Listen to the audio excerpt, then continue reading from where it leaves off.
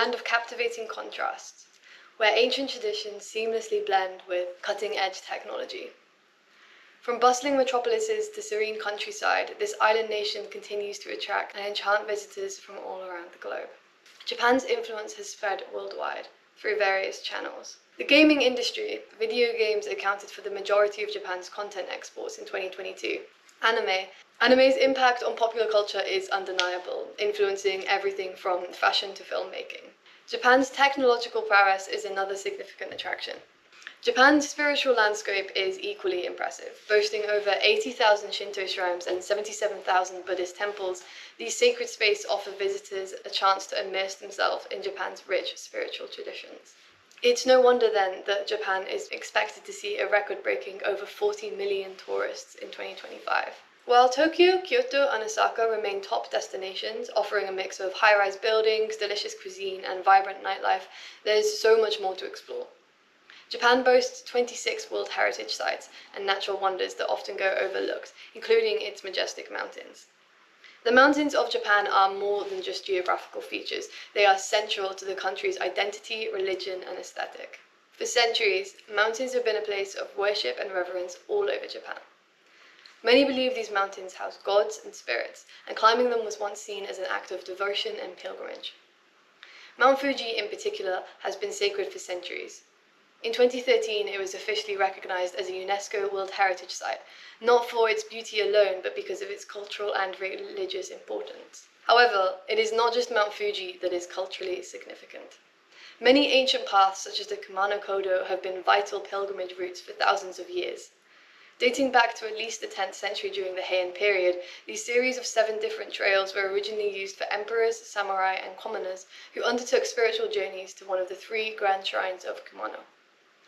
The path offers pilgrims and modern-day travelers a chance to connect deeply with nature through sacred forests and rugged mountains.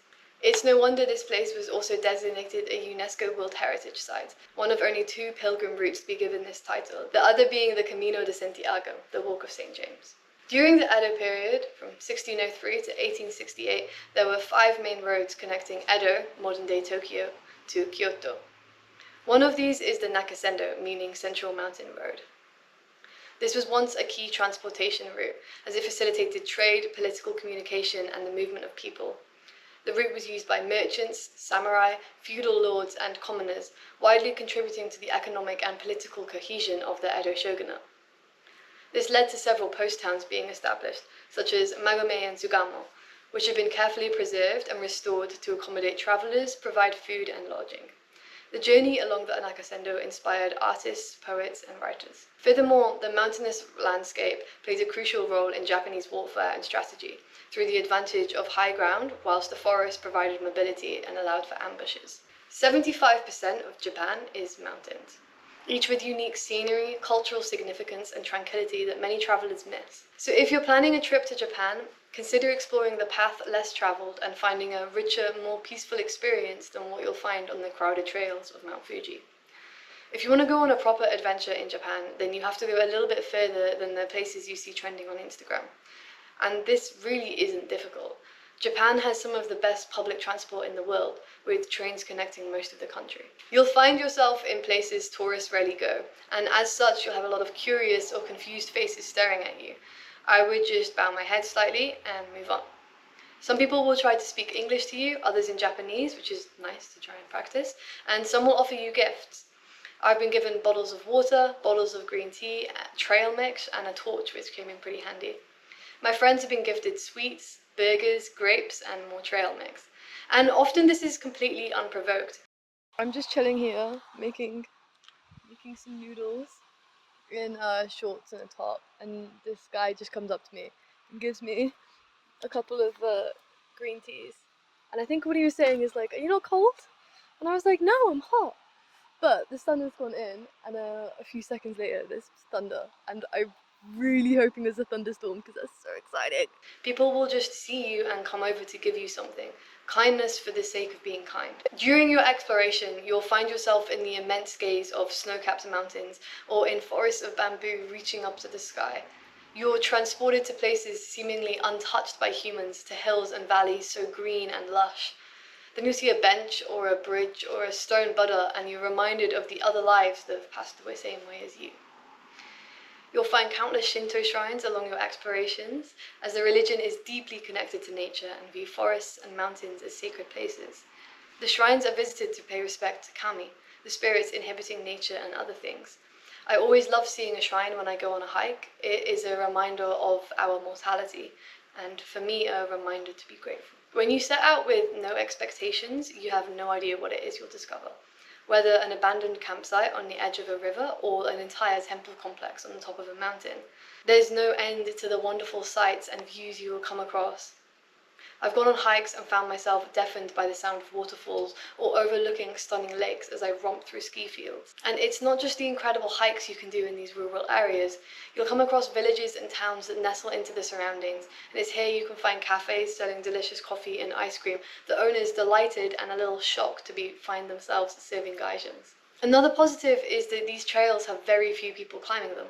It feels like you have the whole world to yourself. I personally love trekking through the trees, allowing my thoughts and emotions to run free with very little distractions.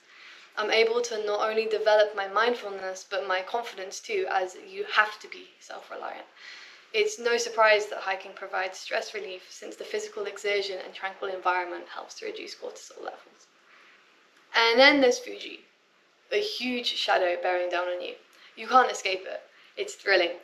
Fuji is, admittedly, almost unparalleled in beauty. This spectacular mountain attracts more than 300,000 climbers every year and generates approximately $10 million annually from tourist-related activities. Fuji is an active volcano, although the last eruption was in 1707 to 1708. According to historical records, the eruptions lasted 16 days and left a layer of volcanic ash all over Tokyo. It is estimated the volcano has erupted 180 times in the last 5,600 years, and it is expected to erupt again, although we cannot predict when. Fuji is believed to be the home to the goddess Konohana Sakya, and is regarded as a place of prayer. It has profoundly influenced Japanese art and literature for centuries. During the Edo period, Fuji became a central subject in ukiyo-e woodblock prints, most famously in Hokusai's 36 view of Mount Fuji. These prints not only popularized Fuji's image in Japan, but also had a significant impact on Western art, contributing to the Japanism movement in Europe. The mountain's perfect conical shape and spiritual significance has made it a symbol of Japan, continually inspiring artists across various mediums. Even today, Mount Fuji remains a powerful muse, its enduring presence in art reflecting its deep cultural and spiritual importance to the Japanese people. It really is no wonder then that the trails of Mount Fuji are often packed, and you might find yourself in long lines as people achieve the ascent of 3,776 meters to the summit of Japan's most prolific symbol. Instead of the peaceful, sacred experience many people hope for, the reality of Fuji's climb is often an exhausted, cold, and crowded journey. Although it has to be said, well, what do you expect? You're climbing one of the world's most famous mountains. 80% of climbers are tourists, and as such, the mountain is covered with inexperienced hikers. This is especially dangerous as Mount Fuji is Japan's highest peak, and as a result, you may find yourself suffering from altitude sickness, although you can buy oxygen from one of the many shops along the trails. Climbing Fuji at night is a popular activity to see the sunrise. However, due to the weather conditions, you are extremely unlikely to be treated to any panoramic views at the summit. Even in summer, you're exposed to freezing temperatures at the summit and could suffer heat stroke on the descent due to the intense sun and lack of shade. The terrain is pretty, boring. As I mentioned, Mount Fuji is a volcano, and the hike is primarily rock and gravel. The gravel means that hiking often feels like you're taking 2 steps forwards and 1 step backwards as you slip up the mountain. The landscape is harsh, barren, and lacks the green, lush surroundings that other mountains offer.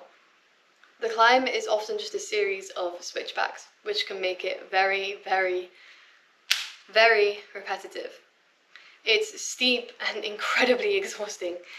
That being said, when I climbed Mount Fuji, we took the Gotemba Trail, which is the most challenging and the longest trail. However, I still think that the other trails are not equally, but still incredibly exhausting too. Nowadays, to climb up Mount Fuji, you need to show you have booked accommodation on the mountain. This means you can break up the journey over 2 days and complete the hike feeling refreshed after a night staying in one of the mountain huts. Whilst this is great, a spontaneous trip up Fuji is out of the question, since you need to prepare beforehand. And there's the fee you need to pay as well before you begin your ascent. Also, due to the ash and dust, there's a high chance your clothes will get ruined. My ski trousers I wore on my hike up there still has grey stains on them despite multiple attempts to clean them. However, there is a pretty easy solution to this: just hire instead of taking your own gear. When I went, my friend rented equipment from Yamadogu rental shop in Shinjuku.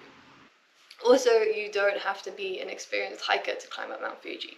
The routes are well developed and taken care of, and as I mentioned, you can rest for a night in between the start and final leg to the summit. Mount Fuji hosts a variety of businesses. The main commercial operations are the mountain huts, which provide rest areas, meals, and basic accommodation for climbers at stations between the 6th and 9th stations. There are around 40 huts distributed among these different trails, with most concentrated along the popular Yoshida Trail. These huts can be essential for climbers, especially for those aiming to reach the summit at sunrise. Prices at the huts vary depending on the altitude and services, ranging from approximately $50 to $80 for sleeping spaces, with options for meals and other essentials. In addition to the huts, there are shops and stands that sell hiking gear, food, water, souvenirs, and oxygen tanks. This makes Mount Fuji an incredibly accessible mountain to hike. For me, this takes away from the experience, and I think it does partially ruin the mountain, but I can appreciate the accessibility Japan gives to those who may struggle to reach the top otherwise. Not only this, Mount Fuji is super accessible in terms of getting there, with a number of shuttle buses and trains taking you to Fuji and its surrounding towns and cities, such as Hakone, Numazu, and Fuji Yoshida. Due to the high number of hikers and tourists in this area, there's always the chance you'll meet new people. With the terrain being as barren as it is, you're unlikely to encounter any dangerous wildlife, other than, the fact that you're hiking up an active volcano. So, I can understand why tourists flock to Mount Fuji instead of other mountains. It's incredibly accessible, incredibly beautiful, and hiking up it is a huge achievement. When you go off the beaten path, there is less people, and so the risk and danger increases. I would call my mum before I started a hike to tell her which mountain I was about to climb. And I've been on some pretty gnarly hikes, and had to have been saved by some locals on more than one occasion. Those are some stories for another time, so subscribe to The Lost Hippie and stay tuned for that. But anyway, there's a couple of times where it's been dark by the time I get back to my car, and I'm not going to bother explaining the risks of doing that. The solution: go somewhere that's still pretty well known. The well-known and well-used paths are all accessible for long trips or just for short day hikes, amongst so many other hikes in Japan. And whilst the ones I've mentioned, such as the Kumano Kodo and the Nakasendo, are easy to moderate hikes, there can be a downside to hiking rural Japan. See, Japan has so many ancient roads and mountain paths that it's a lot of work to maintain them. And truth be told, sometimes these hikes take off the beaten path to a whole new level. This is what a Japanese hike looks like. It is so steep. I don't think you can tell. It's so steep, it's so slippy. This path has not been maintained at all. Just a bit lethal. I'm a little bit worried I'm going to have to carry Neve, or the other way around. And it's getting dark. It took us 4.5 hours when we thought it would take 1.5. Yay! Thriving. For an experienced hiker like myself, I enjoy the challenge, and making the summit is so much more rewarding. Especially when Japan seems to throw all safety and caution to the wind and will chuck a chain on a rock and call it a path. And for a first-time hiker, I can understand why that might be daunting. I've climbed up some pretty dodgy ladders and makeshift bridges all to reach the summit. And sometimes there is no view. This can, to be fair, be easily avoided. I pretty much never check any weather apps. I prefer just to look outside and prepare for anything. So it's no surprise that I've hiked for hours only to be surrounded by white when I'm in the clouds when I reach the top. And I'm sure a view of the surroundings would be so much better, but to be honest, I don't mind. It's incredibly atmospheric and humbling, and it's not something I've experienced a lot, so however disappointing it may be, it's still special. And I guess the view at the top for me is just an added bonus. I love just being in nature and walking and letting my mind wander. And again, this can all be avoided by putting in some effort and doing some research. especially as there are so many paths up mountains that are completely paved or even concrete roads. And once you reach the top, not only will you be met by spectacular views, but also a vending machine, toilets, and maybe even a cafe. I mean, I've hiked for hours in the woods, only to find myself right next to a chairlift that took you up to a viewing platform and cafe. Another thing to be aware of is the wildlife. There's a few poisonous plants in Japan, but most dangerous are the wild boar. These guys will normally run away if they encounter a human, but will attack when threatened, injured, or have babies with them.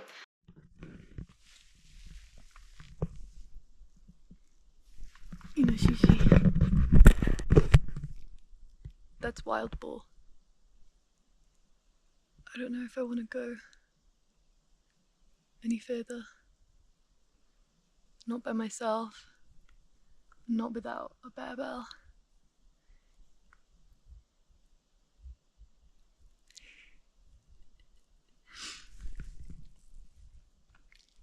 I'm planning on doing a video on why you shouldn't climb Mount Fuji and why you should climb these mountains instead. Just given a very good reason why you should climb Mount Fuji over these mountains. It is just a time of year though, you know, this is a time of year when they have babies, they have little wild bullets. Piglets? I don't know. I don't really want to risk it, to be honest. Not at this time of year. Also, baby wild boars are called squeakers apparently. Adorable.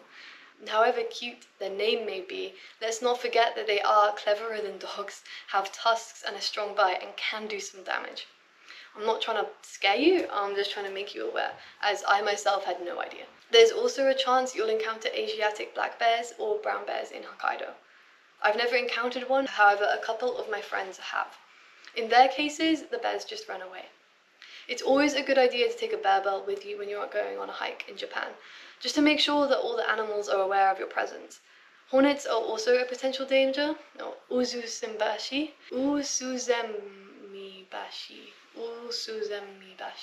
They'll generally leave you alone, but can be extremely aggressive, and once they decide to attack, they can be persistent. There's also the mistakes too, the mamushi and the yamakagashi. They're the most venomous snakes in Japan, along with the Okinawan habu. Needless to say, you're unlikely to encounter any of these animals in the wild, and especially whilst hiking Mount Fuji. I personally rarely encountered anything except for wild boar, which just ran away from me. I was pretty eager to keep going after I saw them though, especially because at the time they did have squeakers with them. Squeakers? That does not seem right. Piglets? Piglets.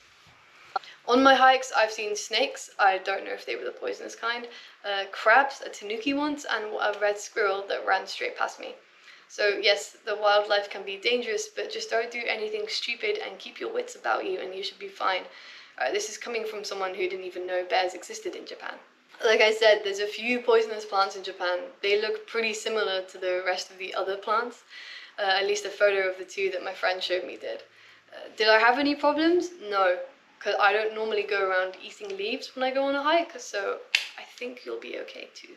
And I do need to make this clear, I've never considered myself in any danger whilst in Japan. And the most research I've done on the wildlife you'll encounter was for this video 5 months after I left the country. I've also never felt scared of people. Japan is an incredibly safe country. The final downside to hiking in Japan is that there are a lot of signs that are in Japanese. I didn't find this a problem because I was following all trails, and if you know what the katakana for the mountain you're climbing is, then you're fine. If you don't, just try and get a photo or a screenshot before you start your hike. If you want to go on a hike where you can see Mount Fuji, ChatGPT suggests from Tokyo, Mount Mitake, and from Osaka and Kyoto, Mount Yoshino. I have been in that area, and if you go there in cherry blossom seasons, it is stunning. Also near Tokyo is Mount Oyama, which only takes 90 minutes to reach the summit, and Mount Jimba, which takes less than 4 hours. Just remember, getting a view of Mount Fuji is completely dependent on the cloud cover at the top of both peaks and the weather. One of my favourite weeks during my road trip in Japan is when Neve and I drove along the coast in the Tohoku region, north of Sendai. Here we could explore part of the Michinoku Coastal Trail. Completed in 2019, it was made as part of the recovery efforts in the region after 2011 tsunami and earthquake, aiming to promote tourism in the area. If you were to only hike the part of the trail that Neve and I were in, it would take 9 days and 8 nights. And most of it is fairly accessible. But the whole Michinoku coastal trail covers 5 prefectures over 1,000 kilometers. Neve and I slept in our cars at few spots along the way to see Jodogohama Beach, Sakayama Blowhole, and Gorishihama Beach. Other famous multi-day hikes include the Shikoku Pilgrimage or the Shikoku 88 Temples Trail, because you have the chance to see 88 temples. It's 1,200 kilometers long, but you can break it up into shorter chunks. It typically takes 6 to 8 weeks and mostly follows the coastline around Shikoku. Also, of course, is the Kumano Kodo, made up of 7 different trails leading to the famous 3 Shinto shrines. The most famous of these hikes is the Nakahechi Trail, where you can witness Nachitaisha. This 40-kilometer route takes 2 to 3 days to hike, as well as the Nakasendo that takes around 30 days to complete in its entirety, but again, can be broken up. Maybe it's because I love the smell of fresh air, the pine, and sometimes the snow that hiking gives you. The sense of vulnerability and the peace and quiet away from anyone. Maybe it's because I love to be completely surrounded by nature and love to be completely alone. But personally, I don't think you've really experienced a country unless you are swept into the rural areas. The places where you can reminisce and wonder who last stepped foot where you placed your own.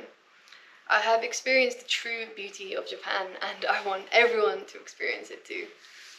So if you're looking for a hiking experience in Japan, I implore you to find somewhere, anywhere, other than Mount Fuji. Lose yourself, not literally, in the endless trees, go swim in a river, discover a shrine, and just go bask in the beauty of Japan.